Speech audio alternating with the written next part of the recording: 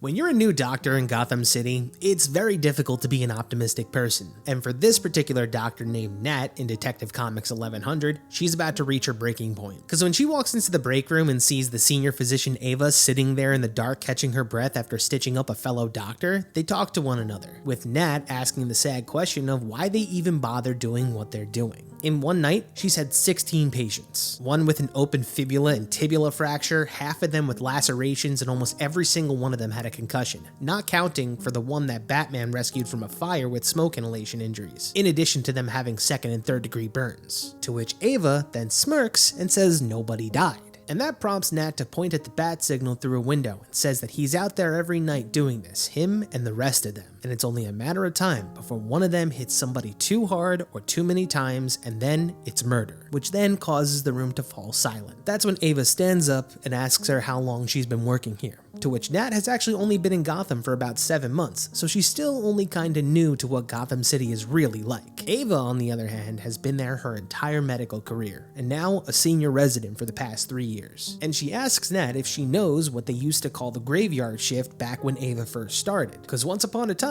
it was known as the Knife and Gun Club, because back then on some nights, they would hit double digits on gunshot wound deaths. And those casualties weren't just gangbangers like she's stitching up now. They'd get the victims, the ones caught in the crossfire. Families, kids, and the cops? Don't get her started, because they're still the biggest gang in town. But then Batman showed up, and instead of gunshot wounds and stabbings, all of a sudden the doctors at Gotham General were treating breaks and bruises, concussions and cuts, and it took them forever to figure out who was causing those injuries too. And Ava ends the conversation by telling Nat to not get her wrong, people are still going to die in this city, but they're not dying like the way they did before. Batman closed the Gun and Knife Club, and what Ava's trying to get at is none of the people that he sent to them tonight died. And those people, those thugs that he sent to us tonight, they're not gonna hurt anybody else, at least for the time being. And that little pep talk works, giving Ava the courage to finish her coffee, leave the room, and go home for the night. But that's when we find out that the conversation wasn't just a pep talk for Nat, because it turns out the injury from the beginning of the story, that wasn't from a colleague that worked at the hospital. It's from one of Ava's patients, Batman.